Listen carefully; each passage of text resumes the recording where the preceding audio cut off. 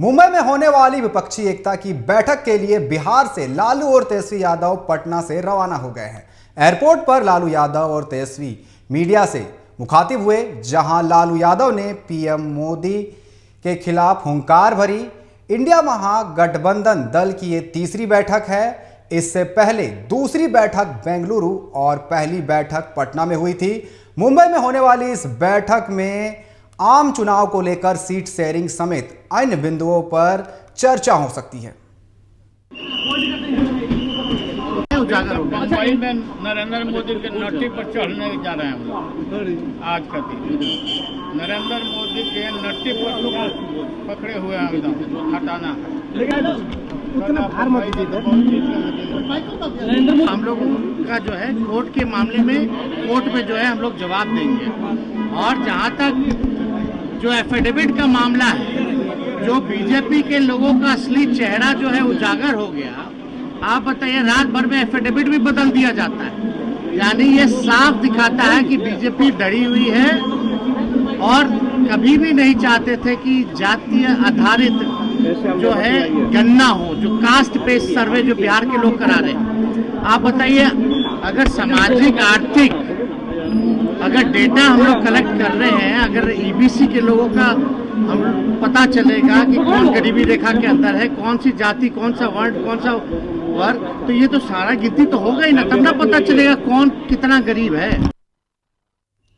तो आप देख सकते हैं किस तरीके से यहाँ पर जो बैठक होने वाली है, जिसको लेकर तेजस्वी यादव और लालू प्रसाद यादव आज यहाँ पर पटना एयरपोर्ट से मुंबई के लिए रवाना हुए, जिस दौरान यहाँ पर लालू यादव मीडिया से मुखातिब हुए। आप साफ तौर पर देख सकते हैं कि यहाँ पर जिस तरीके से एयरपोर्ट पर काफ़ी भीड़ भी देखा गया, जिस दौरान यहाँ पर आपको तेजस्वी यादव और लालू प्रसाद यादव यहाँ पर मुंबई के लिए रवाना हुए। साफ तौर पर यहाँ पर लालू यादव का जो बयान सामने आया है, उन्होंने साफ तौर पर कहा है कि वो मुंबई जिस तरीके से जा रहे हैं, और उनका जो बयान आया है प्रधानमंत्री मोदी को लेकर के, वो काफ़ी चर्चा में बना हुआ है।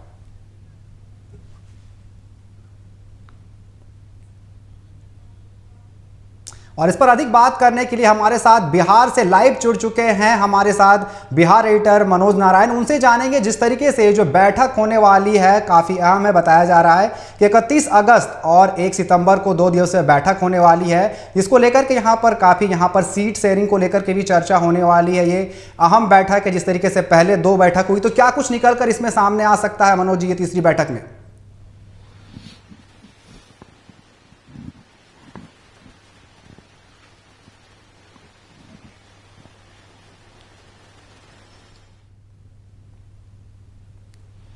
शायद उन तक हमारी आवाज़ नहीं पहुंच पा रही। जिस तरीके से जो तमाम जो यहाँ पर नेता है वो पहुंच रहे हैं, जिस तरीके से यहाँ पर जो बैठक होने वाली है वो काफ़ी अहम है, जिसको लेकर के तमाम जो यहाँ पर राजनीतिक दलों के जो यहाँ पर नेता है, इंडिया गठबंधन के जो नेता है वो पहुँच रहे हैं मुंबई। और ये 2 दिवसीय बैठक होने वाली है। 31 अगस्त को पहली बैठक है और दूसरी 1 सितंबर को है। जिस तरीके से बताया जा रहा है कि पहली जो बैठक है 31 अगस्त को है, अनौपचारिक है। और आपको फिर से एक बार लेकर चलेंगे मनोज नारायण के पास, तो उनसे जुड़ेंगे और जानेंगे आखिर कितना अहम होने वाला है ये बैठक।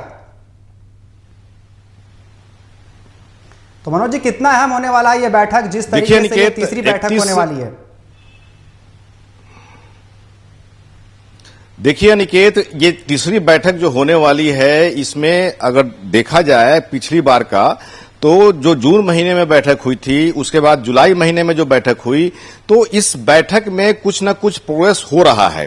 और जिस तरह से 31 तारीख को जो बैठक होने वाली है आईएनडीआईए की, तो पहले बेंगलुरु में जो बैठक हुई थी उसमें यह निर्णय लिया गया था कि आईएनडीआईए का जो एक कमेटी ये बनेगा, 11 मेंबर का कमेटी बनेगा, और उसमें जो है एक दफ्तर भी खोला जाएगा, और उसी में जो है निर्णय लिया जाएगा कि कन्वेनर कौन बनेगा। तो जाहिर सी बात है कि जिस तरह से अगर देखा जाए तो पटना में जो बैठक शुरू हुई थी उसमें 16 दल का यहाँ पर पटना में लोग आए हुए थे, मिले हुए थे, बैठक में शामिल हुए थे। और बेंगलुरु में देखा जाए तो 26 दल उसमें शामिल हो गए थे। तो ये कारवां बढ़ता जा रहा है अनिकेत, और इस पर एनडीए की भी निगाह है, बीजेपी की भी निगाह है आईएनडीआईए की बैठक पर, क्योंकि जिस तरह से नीतीश कुमार का बयान विगत कुछ दिनों से आ रहा है कि हो सकता है कि चुनाव समय से पहले हो, तो जाहिर सी बात है कि अटल बिहारी वाजपेयी का जो समय रहा है, कार्यकाल रहा है, अटल बिहारी वाजपेयी जो भाजपा के नेता थे, प्रधानमंत्री थे, और वो जो है अटल बिहारी वाजपेयी पहले गैर कांग्रेसी नेता थे जो केंद्र पर 5 साल तक उन्होंने शासन किया। तो जाहिर सी बात है कि चूंकि केंद्र सरकार में, अटल सरकार में नीतीश कुमार कैबिनेट मिनिस्टर हुआ करते थे, और उसके बाद में जो सत्ता परिवर्तन हुआ उसमें सत्ता परिवर्तन में लालू यादव की अहम भूमिका रही थी। तो जाहिर सी बात है कि अटल बिहारी वाजपेयी का जो कार्यकाल रहा है उससे सीख लेकर के और उसमें क्या क्या त्रुटि हुई थी उसको देखते हुए INDIA जो है अपना कदम आगे बढ़ा रही है। और इसमें एक बात और इसमें सामने आ रही है कि जिस तरह से नरेंद्र मोदी अपना काम कर रहे हैं, अटल बिहारी वाजपेयी के कार्यकाल को देखते हुए जो है ये काम कर रहे हैं। जैसे कि अटल बिहारी वाजपेयी के समय में ये 3 दल जब चुनाव हुआ था 2004 में, तो 3 दल को नजरअंदाज किया गया था। उसमें DMK थे, नेशनल लोकदल था, और LJP, बिहार के रामविलास पासवान की जो LJP पार्टी थी उसको किनारा करके चुनाव लड़ा गया था, जिसे 55 सीटों का लॉस हुआ था।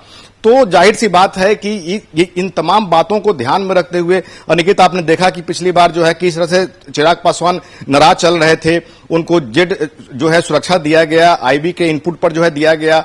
तो जाहिर सी बात है कि LJP के कुनबा को भी नरेंद्र मोदी ने अपने साथ लिया है, और जिस तरह से जो भी प्रकरण अभी देखने में आ रहा है वो अटल बिहारी वाजपेयी के कार्यकाल को देखते हुए, चाहे INDIA जो है जो अपना कदम बढ़ा रही है, और जिस तरह से नरेंद्र मोदी अपना कदम बढ़ा रहे हैं, तो कहीं ना कहीं उससे जो है सीख लेकर के ये कदम बढ़ाया जा रहा है। अब यहां पर बात आ रही है कि INDIA की जो बैठक होने वाली है उस बैठक में क्या क्या निर्णय लिया जाएगा। तो सबसे बड़ा चैलेंज ये होगा कि देखिए निकेत, जो बैठक में शामिल होने के लिए आज लालू यादव, तेजस्वी यादव मुंबई के लिए निकल गए हैं। लालू यादव अपने कॉमेडी अंदाज में उन्होंने कहा कि नरेंद्र मोदी के नैरेटिव पकड़ के अलग को हटाने जा रहे हैं। तो ये उनका कॉमेडी वाला जो अंदाज था लोगों को भाता है, बिहारियों को भाता है, वो अलग ही बात है। लेकिन INDIA की जो बैठक होने वाली है उसमें सबसे बड़ा चैलेंज है कि कन्वेनर कौन बनेगा और कन्वेनर की भूमिका क्या होगी, कैसे कैसे। चूंकि लालू यादव ने 22 अगस्त को यह बयान दे दिया था कि कुछ कुछ स्टेट बांट करके कन्वेनर बनाया जाएगा। पहले यह बात हो रही थी कि नीतीश कुमार कन्वेनर बनेंगे। अब जो है दो रोज पहले नीतीश कुमार ने कह दिया है कि कन्वेनर मैं नहीं बनूंगा, मैं विपक्षी पार्टियों को एक कर रहा हूं। तो ये सारी तमाम बातें हैं जो हयात होटल में जो उद्धव ठाकरे हैं और शरद पवार, ये लोग जो है पूरी तरह से जो है प्रयास कर रहे हैं वहां पर। और जिस तरह से INDIA की बैठक होने वाली है उसको किस तरह से सफल बनाया जाए, इसको लेकर की तैयारी जो है पुरजोर हो गई है, लगभग लास्ट फेज में है। तो और वहां पर कैसे कैसे कब कब लोग आएंगे, कौन कौन स्वागत करेंगे, कौन कौन डिनर देंगे, ये तमाम बातें जो है, जो जानकारी मिल रही है, ये तमाम बातें सब तय हो गई हैं। अब INDIA की जो बैठक है इसमें एक सबसे बड़ा जो मुद्दा रहेगा कन्वेनर का मुद्दा रहेगा। लीड कौन करेगा, चेहरा कौन होगा। जिस तरह से बेंगलुरु में सोनिया गांधी आ गई थी और कांग्रेसियों ने दावा कर दिया था कि अब जो है राहुल गांधी ये PM कैंडिडेट होंगे, ये सत्ता के गलियारे में ये भी बात चर्चा हो रही है कि सोनिया गांधी भी PM कैंडिडेट हो सकती हैं। ये सारी तमाम बातें हैं। लेकिन ये जो मीटिंग हो रही है इसमें 11 कमेटी एक जो है बनाई जाएगी, 11 लोगों की एक कमेटी बनाई जाएगी, ऑफिस बाजाबता लिया जाएगा, तय होगा कि कहां पर इसका ऑफिस खोला जाए। तो ये 2 मुद्दा जो है ये जो है बहुत ही प्रमुख मुद्दा रहेगा। उसके बाद में जो होगा कि क्या मुद्दा लाया जाएगा। चूंकि अटल बिहारी वाजपेयी के समय में महंगाई इतनी बढ़ गई थी और इंडिया साइनिंग का जो नारा BJP वाले लोगों ने दिया था और जिस तरह से जमीनी हकीकत थी, GDP जो है सालों साल जो है में गिरावट आ गई थी। चुनाव के समय में जो GDP जो रेट था वो लगभग 3.5 या 3.8 के आसपास में था। तो गरीबी और अमीरी के बीच में बहुत खाई हो गई थी। तो एक तरह से कहा जाए तो जो भी JDU के चाहे RJD के जो भी नेता हैं, इन लोगों का साफ तौर पे कहना है कि महंगाई हम लोग का मुद्दा रहेगा। तो जाहिर सी बात है, अगर 2013 की बात देखा जाए और आज की बात देखा जाए तो इसमें महंगाई जो है बहुत जो है बढ़ी है। ये जमीनी बात है। अगर इसको भुनाने में अगर INDIA अगर सफल हो जाती है तो वैसी स्थिति में NDA को बहुत महंगा पड़ सकता है। अनिकेत, तो इस बैठक में सबसे अहम जिस तरीके से ये बैठक होने वाली है, तीसरी जो बैठक है, इसमें क्या लगता है सबसे बड़ा मुद्दा ये भी हो सकता है कि सीट शेयरिंग को लेकर के क्या लगता है इस पर चर्चा हो सकती है और सीट शेयरिंग को लेकर के भी इस पर बात बनेगी?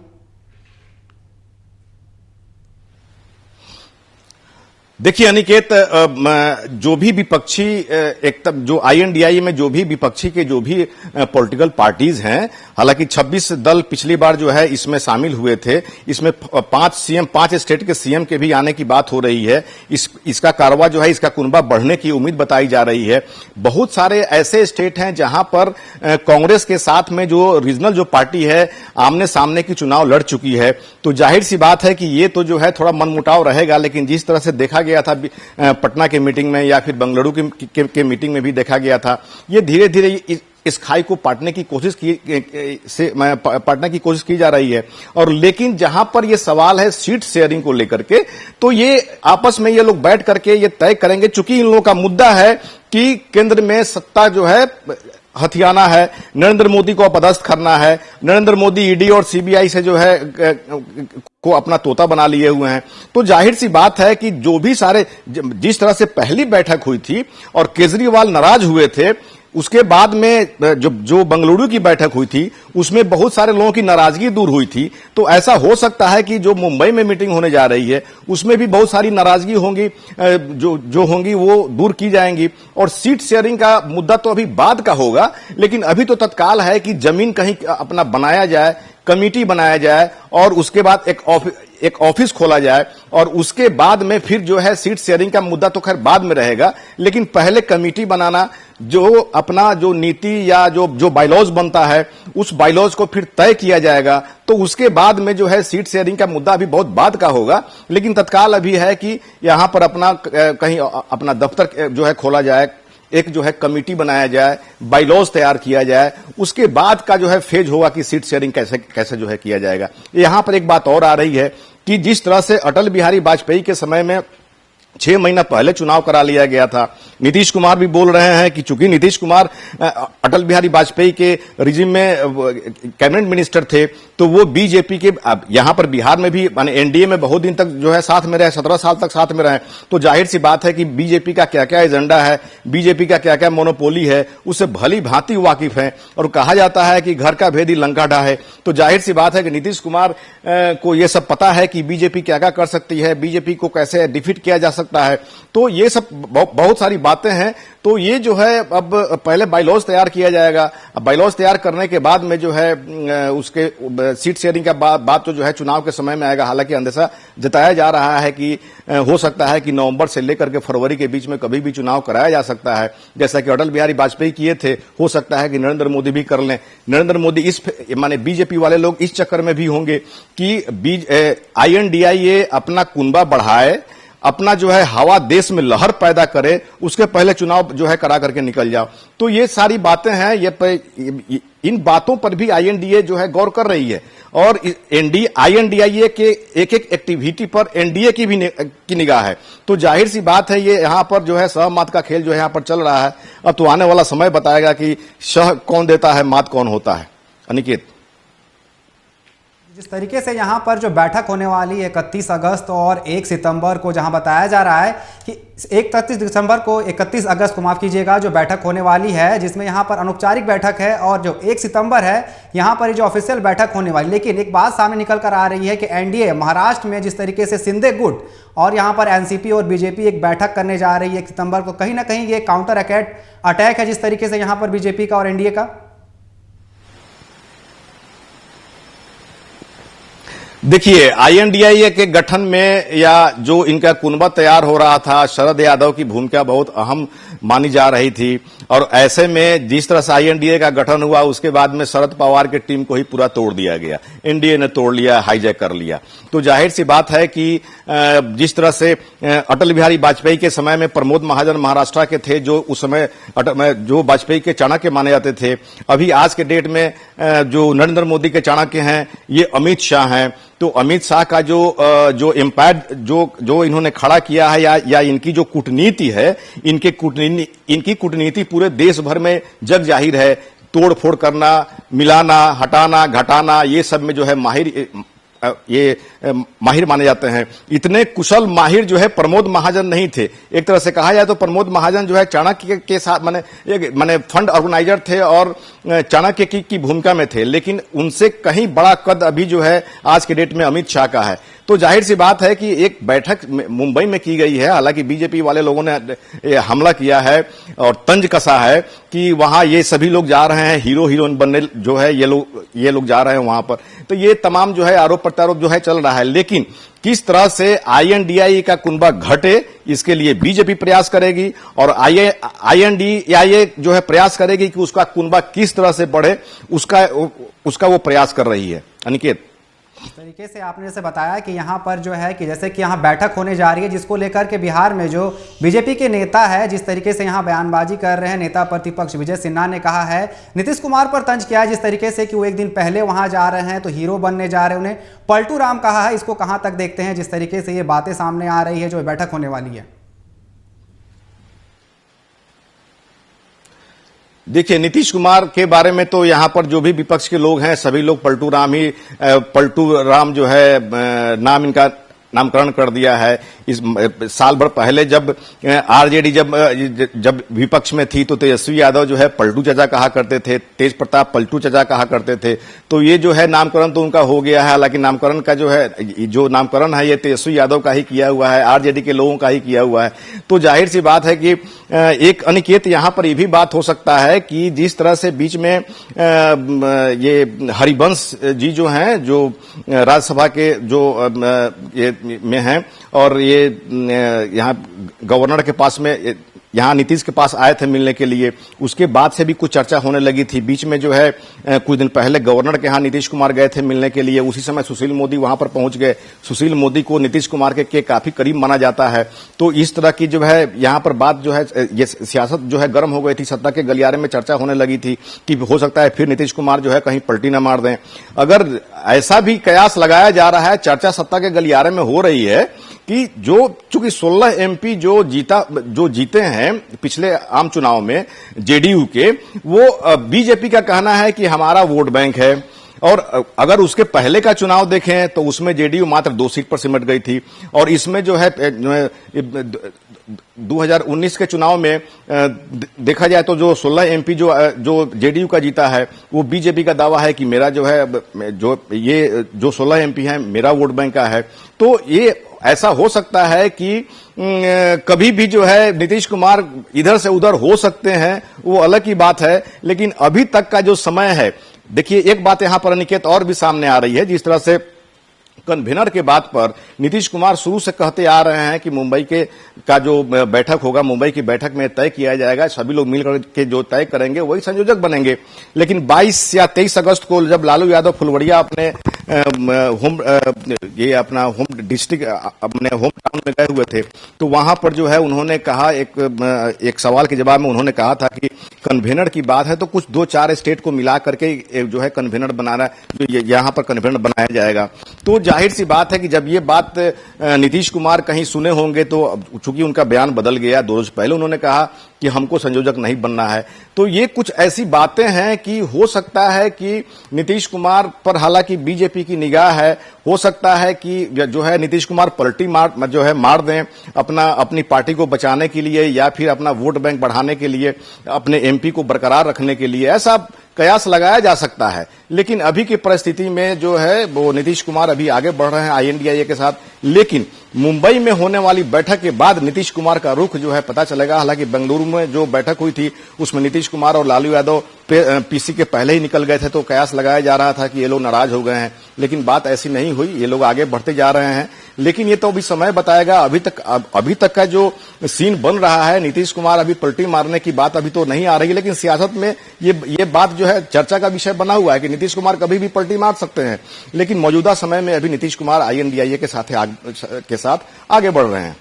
अनिकेत, लेकिन जिस तरीके से यहाँ पर जो है कि 31 अगस्त और 1 सितंबर को जो बैठक होने वाली है, जिसके बाद एनडीए जिस तरीके से बैठक कर रही है महाराष्ट्र में राज्य स्तरीय, जिस तरीके से यहाँ पर जैसा कि पिछले बार भी देखा गया था, जिस तरीके से बेंगलुरु में जो बैठक की गई थी यहाँ पर इंडिया गठबंधन के तरफ से, जिसके बाद यहाँ पर एनडीए ने भी बैठक की थी, तो क्या लगता है कि जिस तरीके से पिछले बार भी यहाँ पर काउंटर अटैक किया गया था, इस बार भी जिस तरीके से अटैक किया जा रहा है, एक के बाद जिस तरीके से बैठक हो रही है, उसके बाद एनडीए की बैठक हो रही है, तो बीजेपी कहीं पीछे, बीजेपी हो चाहे एनडीए हो, जिस तरीके से एनडीए हो, कहीं पीछे नहीं रहना चाहती है इसमें?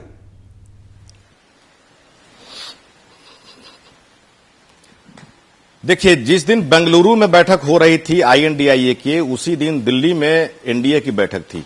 एक तरफ 26 दल का गठबंधन, एक तरफ 36 दल का गठबंधन।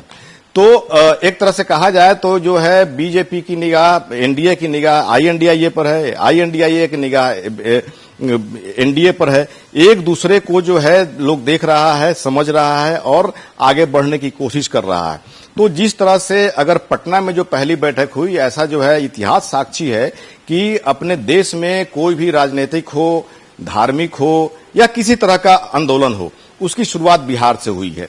तो इसके लिए जो है बिहार ही जगह चुना गया।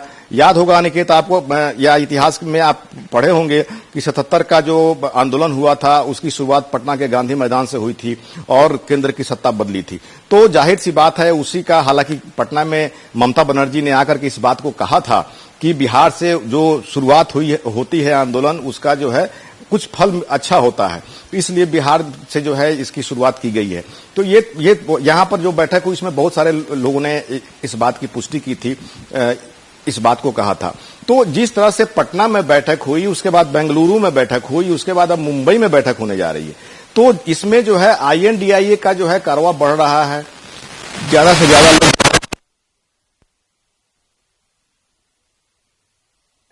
कि इसमें लगभग 80 नेता इसमें शामिल होंगे, 5 स्टेट के सीएम शामिल होंगे। तो आईएनडीआईए का जो कुनबा है वो लगातार बढ़ता जा रहा है।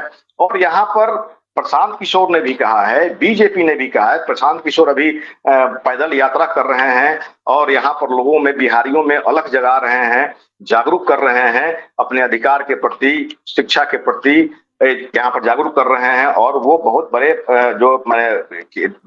जो नरेंद्र मोदी की जो सरकार बनी थी, उसका स्ट्रेटजी प्रशांत किशोर नहीं तैयार। जो ये बैठक हो रही है, दोनों आमने सामने जिस तरीके से बैठक होने वाली, इसमें शरद पवार को लेकर के क्या स्टैंड होने वाला है, ये जो दोनों बैठक होने वाली है? इस पे अपना सवाल दोहरा है। जिस तरीके से यहाँ पर जो है एनडीए बैठक करने वाली 1 तारीख को, यहाँ पर उसके बाद जिस तरीके से यहाँ पर इंडिया गठबंधन जो बैठक कर रही है, इसको शरद पवार इसको लेकर के क्या स्टैंड यहाँ पर ले सकते हैं, जिस तरीके से ये बैठक हो रही है? देखिए अनिकेत, शरद पवार तो खासा डैमेज हुए हैं। बीजेपी ने खासा डैमेज किया कि उन्हीं के घर को तोड़ दिया और सारे जो उनके विधायक हैं उनको लेकर के सरकार में शामिल करा दिया। तो जाहिर सी बात है कि शरद पवार अभी काफी आक्रोशित हैं और उनमें खासा नाराजगी है। इसका बदला वो लेना चाहेंगे और चाहेंगे कि जो है किस तरह से एनडीए को ध्वस्त किया जाए। और इस मुहिम में जितने जो मुंबई में जो बैठक हो रही है, उसमें सूत्र बता रहे हैं कि शरद यादव सारे आगंतुकों का स्वागत करेंगे और उद्धव ठाकरे और कांग्रेस मिल करके दिन का भोजन हो या रात का भोजन हो, ये लोग व्यवस्था करेंगे। तो एक तरह से शरद यादव की भूमिका फ्रंट पे है, सभी लोगों को ये रिसीव करेंगे। तो जाहिर सी बात है कि शरद यादव की भूमिका बहुत इसमें अहम हो रही है और उनको जो है खासा नाराजगी है अपनी पार्टी की टूट के चलते। तो जाहिर सी बात है कि शरद पवार पीछे नहीं रहेंगे। हालांकि शरद पवार बहुत माहिर और मजे हुए पॉलिटिशियन है, नेशनल फेम के पॉलिटिशियन है। तो जाहिर सी बात है कि वो भी पीछे नहीं हटेंगे और आईएनडीआईए को आगे बढ़ाने में, एनडीए को पछाड़ने में, एनडीए के खिलाफ जो भी मुद्दा होगा या जो भी रणनीति होगी, उसमें बढ़ चढ़ करके हिस्सा लेंगे। अनिकेत, बने रहे। एक और खबर बिहार से आई है, जिस तरीके से यहाँ पर आपको बता दें कि जो एनडीए की यहाँ पर ये बैठक यहाँ पर होने वाली है 1 तारीख को, यहाँ पर काउंटर अटैक माना जा रहा है। जिस तरीके से यहाँ पर 1 सितंबर को जिस तरीके से यहाँ पर इंडिया गठबंधन की जो बैठक होने वाली है, जिसको लेकर के आपको बता दें कि यहाँ पर जो है बीजेपी, यहाँ पर जो एनडीए है, काउंटर अटैक करने वाली है। तो अब और एक खबर आ रही है बिहार से सामने, जिस तरीके से बीजेपी में माननीयों की सुरक्षा को लेकर विशेष प्रबंधन किया गया है। पार्टी के प्रदेश अध्यक्ष सम्राट चौधरी और नेता प्रतिपक्ष विजय सिन्हा की सुरक्षा बढ़ाते हुए जेड और वाई कैटेगरी की सुरक्षा दी गई है। बीते दिन बीजेपी के 2 कार्यकर्ताओं की मौत के बाद आलाकमान ने सुरक्षा बढ़ा दी है।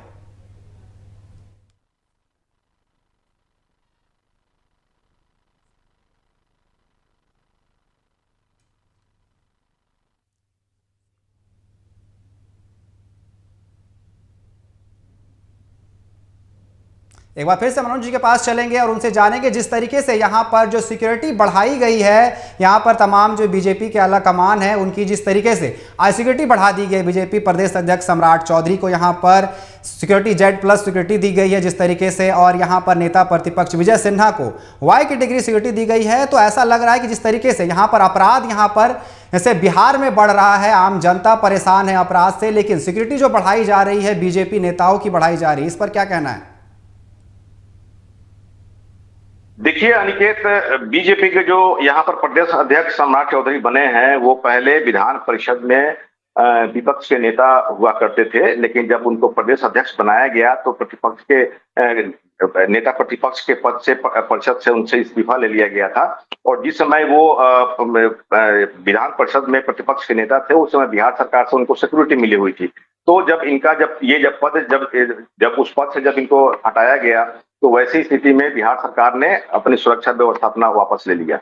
दूसरी बात यह है कि जिस तरह से बिहार में जो आपराधिक गतिविधियां बढ़ रही हैं और बीजेपी के अभी हाल फिलहाल में पिछले महीने राजधानी पटना में दीघा क्षेत्र में नीलेश मुखिया की हत्या हुई, जिसमें जो साजिशकर्ता 3 लोगों की जो नाम आई थी, गप्पू धप्पू राय करके जो 3 लोगों की नाम आई थी, वो ये तीनों जो है आरजेडी के नेता बताए जाते हैं। तो ऐसी स्थिति में और नीलेश मुखिया बीजेपी के कार्यकर्ता थे, तो वैसी स्थिति में बीजेपी वाले लोगों को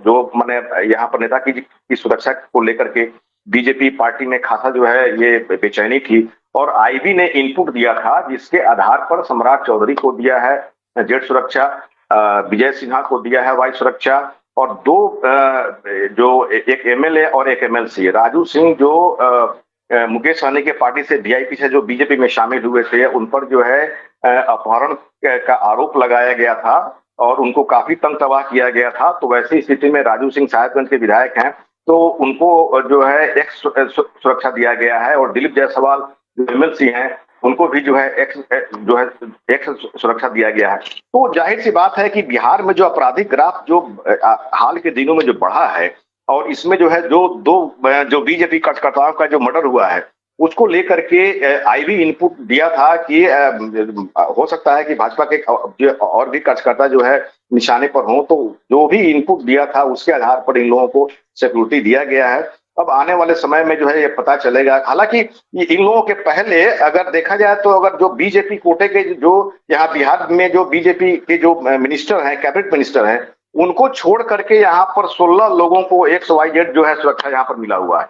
तो ये पहले ये सारे के सारे आईबी के इनपुट पर यहाँ पर मिले हुए हैं।